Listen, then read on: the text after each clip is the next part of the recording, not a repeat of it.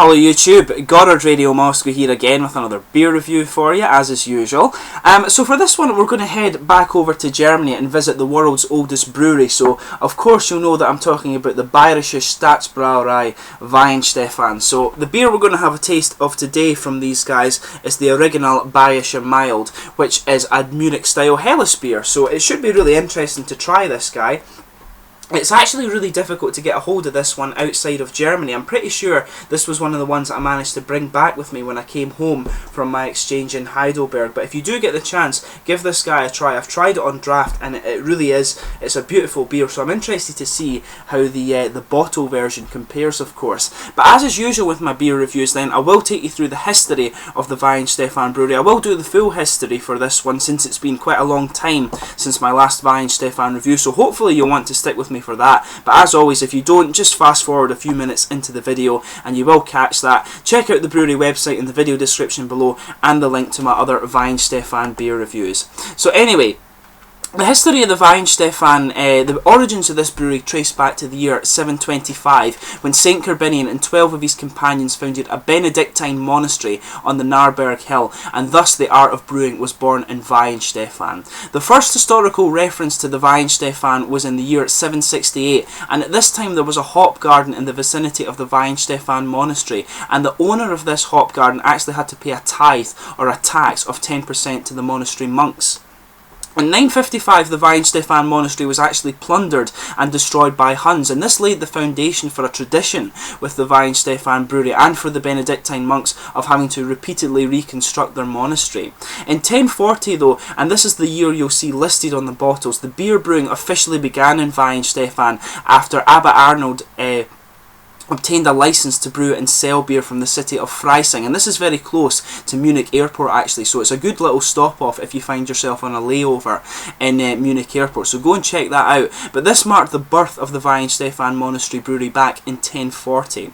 But between 1085 and 1463 the Weihenstephan Monastery didn't have much luck at all. It actually burned down completely a total of 4 times, and it was destroyed or depopulated by 3 plagues as well and various famines, and there was also a massive earthquake down there as well, so the brewery didn't have much luck at all. But following in the tradition of the Huns from 955, Emperor Ludwig the Barbarian destroyed the monastery once in 1336, and then this was repeated by the French and Swedes during the 30 Years' War and the Austrians during the Spanish Succession as well. But the monks didn't give up on their brewery, however. They continued to rebuild the monastery time and again, and they also found time to refine their brewing art as well during this period, so they were tough buggers in this monastery really.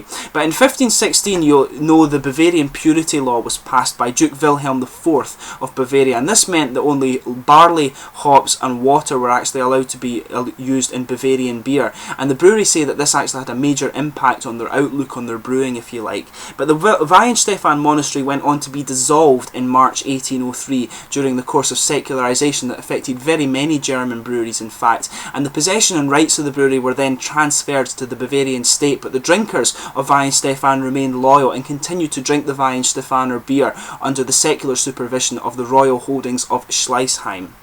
In 1852, the Central Agricultural School moved from Schleißheim to Weihenstephan, taking with it the Bavarian brewing students. And in 1895, the school became an academy and was elevated in 1919 to the University of Agriculture and Brewing, and it was incorporated into the Technical University of Munich in 1930, a very famous German university, in fact, very prestigious institution. But Weihenstephan thus developed to be the centre of world brewing technology, and a fact that did massive favours for the reputation of the Bavarian State Brewery of Weihenstephan. And in 1921 the brewery became known as the Bavarian State Brewery, or Bayerische Staatsbrauerei Weihenstephan, and since 1923 as a result of this they've used the seal of the Bavarian State on their brand logo, and you can see this just at the top of the label here and on the top label of the beer as well. So that's your brief history of the oldest brewery in the world, the Weihenstephan Brewery from Freising in Germany, very close, as I said, to Munich Airport. Go and check them out if you do happen to have a layover or find yourself in the Munich area. But just to list the other beers you can get from Weihenstephan, you can get the Crystal Weiss beer, which is the green labelled one. This is a filtered one. You get the Hefeweiss beer, which has the blue label. This is unfiltered. You get the Hefeweiss beer Dunkel, which is a dark wheat beer. This one has a white label with a sort of kind of brown sort of roundel on it, if you like, in this way. You also get the Hefeweißbier Leicht, which is the light white beer. You also get Kerbinian, which is a Doppelbock. The Original, which is this guy here, a Munich style Helles. The Pilsner beer, I've reviewed that for you already. Oktoberfest beer, which is a Märzen style. Winterfest beer, which is a Saison beer. And they also do a Radler beer and also the Original and Hefeweiss beer in non-alcoholic variety as well. So there's a big variety of beer to be picked up from Weihenstephan. As I said to you, check out the brewery website and see all the different things you can get from these guys. But let's get on to the tasting of this guy. This is a 5.1% Munich Helles Lager.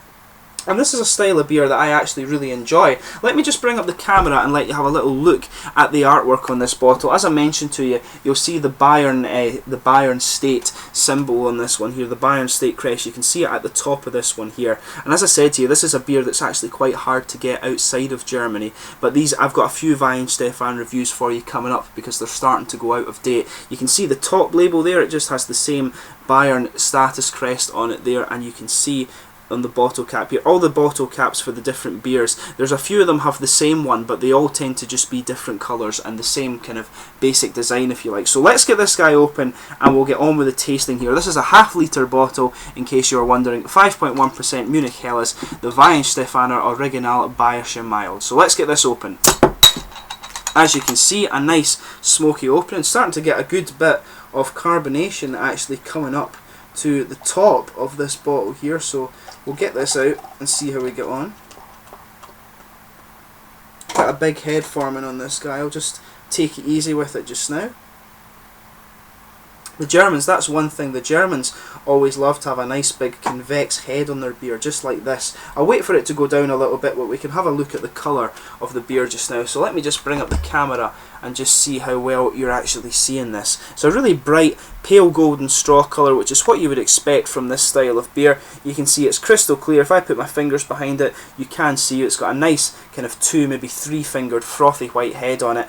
A good bit of carbonation actually. This is a Munich style Helles beer. You want it to be quite refreshing, and if I remember correctly, you get the Dortmunder Helles and the Munich Helles, and this guy tends to be a bit more malty, whereas the Dortmund Helles does tend to be a lot more hoppy. So it's quite an interesting thing to have these two styles that are quite similar yet quite different at the same time. So we'll see if we can get the rest of this guy out and we'll give it a taste.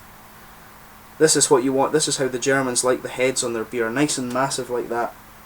So let's give it a smell and see how we get on. But it's got a lot of the kind of typical kind of sweet bready malt that you would expect from the style. A lot of kind of grassy hop in there too. A little bit of aromatic character. But there's a lot of kind of sweet grainy bread in there. A little bit of the kind of corn, sort of corny aromas that you would associate with the style of beer. But it's quite aromatic, quite grassy as well, and it's got a nice little bit of kind of citric fruit in there too. And it's basically, this is probably one of the benchmarks of the Munich style Helles beers, if you like. Although obviously you do have the beers that are brewed for Oktoberfest, they have to be brewed within Munich, and this guy comes from outside, but still the oldest brewery in the world.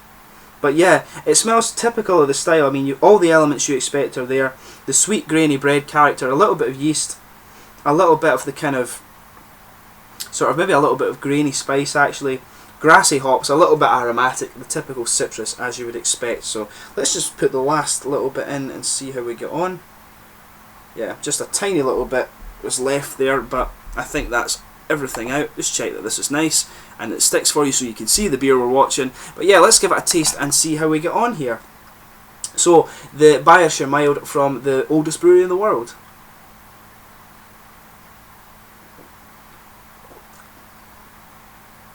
Yeah, as I was saying, it's definitely that. I've definitely got it right when I'm saying the Munich style Helles beer is more malty. It doesn't quite have the hop kind of kick that you get from the Dortmund style Helles,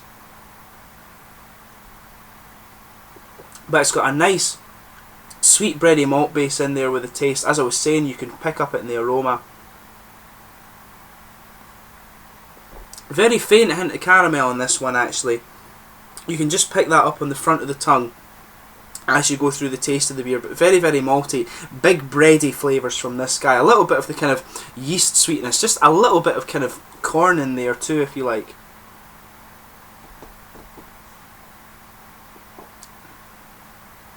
It's actually, maybe it's a little bit of a kind of biscuity malt as well, with that kind of caramel yeasty sweetness going in there. It blends, the malt base of this one is a little bit complex. It's not very, very complex, but it's kind of complex within the style, if that makes sense.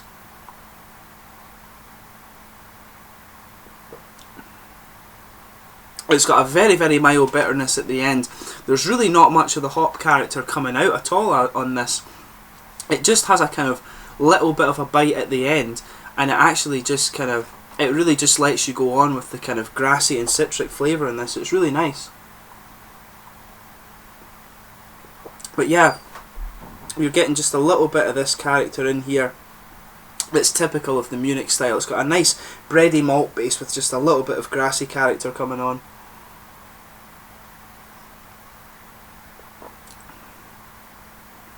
Yeah, the citrus flavour and the grassy character kind of blends together very well, and it is just very mild. The main component of this beer definitely is the sort of sweet bready and yeasty malts, and it's, as I say, typical of the style. But it's a very, I checked this out on Rate Beer and Beer Advocate, and it has a very, very high score.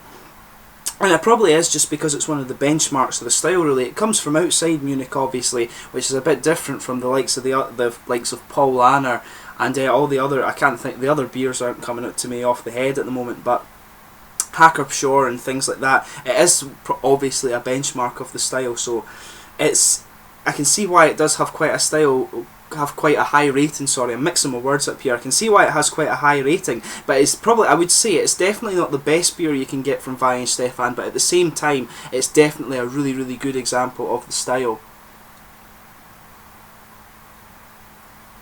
So it's really, really nice. I mean, as I say, it's quite a difficult one to find outside of the UK or whatever, or outside of Germany actually. So if you get the chance, buy it up, but it's got a really beautiful bready malt base, and as I've said in many of my reviews before, I really love it when you get a nice kind of complex yeasty and bready base to these beers. That's why I love German beer so much actually.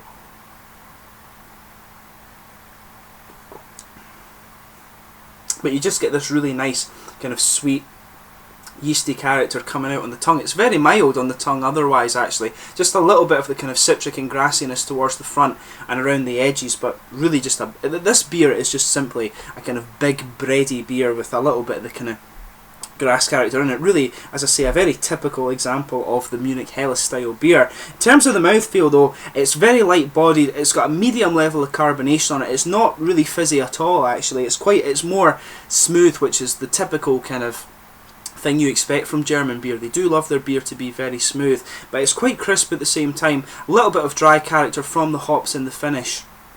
And it's a good, as I say, it's a good example of the style of beer.